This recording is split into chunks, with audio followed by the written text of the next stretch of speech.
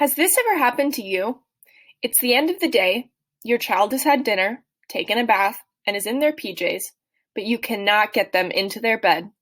No matter what you do, like promise to read a story or allow them extra screen time, getting into bed is always a fight. There's a strategy that you can implement to help. It's called high probability request sequences. High probability request sequences, referred to as high P, is a strategy that helps to increase compliance in non-preferred tasks.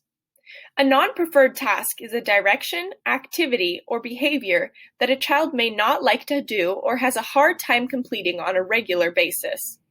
This strategy can be used for academic, social, or behavioral tasks.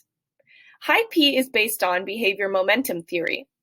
The idea behind the theory is that as a child completes or complies with preferred tasks successfully, they build momentum to complete a task that is not preferred. The strategy consists of making 2 or 3 rapid requests for behaviors that the child is highly likely to comply with, immediately followed by a request for one task that the child is not likely to complete. The 2 or 3 requests that are highly likely to be completed help the child to build momentum in their non-preferred task. The child then uses the built-up behavior momentum to complete their non-preferred task. Think about the children's game, Simon Says, which is based on these principles. High P can be used in academic, social, or behavioral settings. At school, teachers may use high P with students who have certain behaviors that prevent them from doing classwork, prevent them from having positive social interactions, or prevent them from following classroom expectations. Let's take a look at an example of high P to help a student complete a non-preferred behavior task.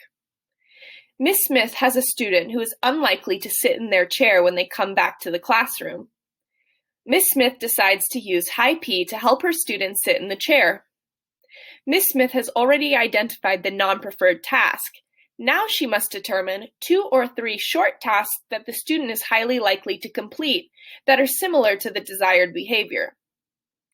She observes the student and notices that he often moves around the room instead of taking his seat. From this information, Ms. Smith selects 2 tasks she observes the student asking to do often. Carry in the lunch tub and take the reading book from the teacher's desk to the reading table. She uses a few trials of these tasks to make sure that they are the ones the student is highly likely to complete. Once Ms. Smith is confident that the student will complete these tasks without hesitation, she begins to use high P. When her student comes to the classroom door, she says, "Would you please take the lunch bin into the classroom?" She then praises the student for completing this task. "Thank you for bringing in the lunch bin. Would you now take the reading book from my desk to the reading table?" Ms. Smith once again praises the student for completing the task. "Now we are ready for reading. Thank you for helping by taking the book to the table."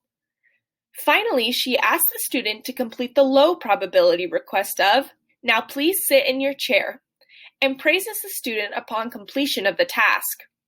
Now you are ready for the day. Good job following directions. Ms. Smith just used high P to help her student complete a behavior task that is non-preferred. Here are some steps to follow to implement high P successfully. 1. Identify and define the low probability behavior. 2. Generate a list of high probability behaviors of similar form. 3. Test the high probability behaviors to make sure the child will do them easily. And 4. Use 2 to 3 high probability requests in quick succession before delivering the low probability request. This strategy can be modified slightly to make it easier to implement at home. Turn it into a game such as Simon Says. Make sure to use actions or tasks that your child is likely to complete before making a request that they are not. For example, if your child struggles to get into bed at bedtime, your implementation of high P could look like, Simon says, "Do a dance." Simon says, "Clap your hand." Simon says, "Hop on one foot." Simon says, "Get in bed." Another example of how to implement this strategy at home is building in those high probability tasks into the evening routine, culminating in the final task being to get into bed.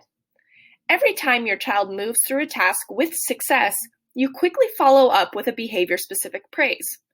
For example, can you please pick out 2 books for us to read and put them on the bed?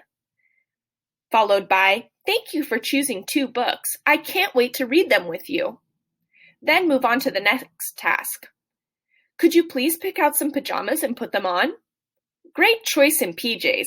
Thank you for putting them on so quickly. Then you make the request to get into bed.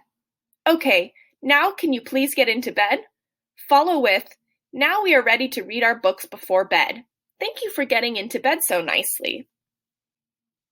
So in summary, high probability request sequences is a strategy that helps to increase compliance in non-preferred tasks. A non-preferred task is a direction, activity, or behavior that a child is unlikely to do or has a hard time completing. The strategy consists of making 2 or 3 rapid requests for behaviors that the child is highly likely to comply with, immediately followed by a request for 1 task that the child is not likely to complete. The 2 or 3 requests that are highly likely to be completed help the child to build momentum into their non-preferred task. The child then uses the built-up behavior momentum to complete their non-preferred task.